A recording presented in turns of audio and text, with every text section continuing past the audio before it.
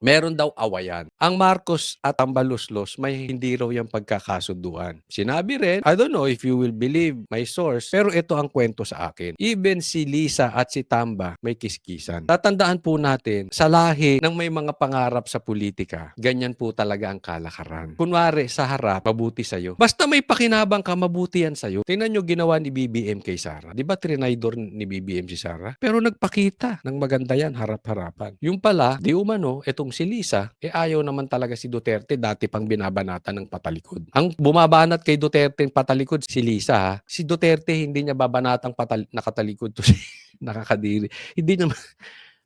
Hindi niya mababanatan to kasi hindi traidor to si Tatay Digong, no? Yun ang sabi, di umano. Kaya nakikinabang lang sila sa isa't isa. At meron silang common enemy, ang Duterte. Why? Because they have their own ambition. Pero alam daw sa loob, may kiskisa na tong dalawa.